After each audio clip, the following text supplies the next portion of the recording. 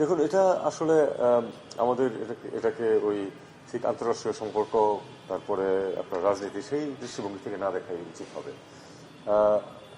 বেগম খালেদা জিয়া বাংলাদেশে তো বটেই, আসলে প্রতিবেশী দেশগুলোতে তার এক ধরনের ইমেজ আছে যথেষ্ট পজিটিভ, এবং তিনি যে একটি অবস্থানে নিজেকে নিয়ে যেতে পেরেছিলেন এটা সবাই জানে। দেশের মানুষের মাঝে তার দলমত নির্বিশেষে এক ধরনের গ্রহণযোগ্যতা এবং শ্রদ্ধা সম্মান আছে।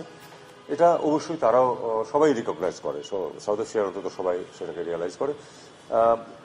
তার মৃত্যুতে এবং তার যে অন্ত্যেষ্টিক্রিয়ায় সবাই প্রতিনিধিত্ব করবেন, অংশগ্রহণ করবেন, এটাই স্বাভাবিক এবং আমরা এটাকে সেভাবেই দেখি। আমি মনে করি যে এটা একটা অবশ্যই একটা পজিটিভ জেস্টার সবার পক্ষ থেকেই যে এসছেন, এবং ভারতের পররাষ্ট্রমন্ত্রী এসেছেন। তার সফর সংক্ষিপ্ত ছিল, কিন্তু উনি পুরো অনুষ্ঠানটাতে অংশগ্রহণ করেছেন এবং তারপরে তার ফেরত চলে গেছে। এটা আমি মনে করি যে এটা একটা ভালো জেস্টার। এই পর্যন্ত, এর চেয়ে বেশি কিছু এটা আমরা অর্থ খুঁজতে না যাওয়াই ভালো।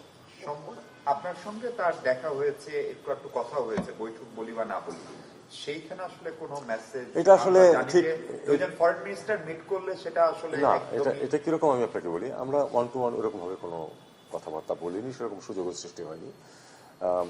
অন্যান্য বিদেশি অতিথিরাও ছিলেন, মানে পাকিস্তানের স্পিকার ছিলেন, পাকিস্তানের স্পিকার সাথেও তো উনি হাত মিলিয়েছেন দুজন। কাজে এটা আপনি কার্টসি বলবেন যে যেটা সবাই মেনে চলে, সৌজন্যবোধ। তার সাথে আমার যেটুকু কথাবার্তা হয়েছে সেটাতে আসলে রাজনীতি ছিল না, একেবারে নিতান্তই এই অকেশন উপলক্ষে এবং অন্য সবার সামনেই। কাজে এখানে দ্বিপাক্ষিক বিষয় কোনো কিছু নিয়ে আমরা কথাবার্তা বলি। গত কয়েকদিন ধরে ভারতের সাথে আমাদের সম্পর্ক একটু টান টান অবস্থা আছে, নানা রকম ঘটনা আমরা আপনার কাছে জানতে চেয়েছি। এই যে তার আশা ভারতের পররাষ্ট্রমন্ত্রী, এটার উত্তর আপনাদেরকে আগামীতে খুঁজতে হবে, আগামী দিনগুলিতে আপনারা দেখবেন যে কিরকম। আমাদের হাই কমিশনারকে কি এটা কি না, এটা একটা কাজ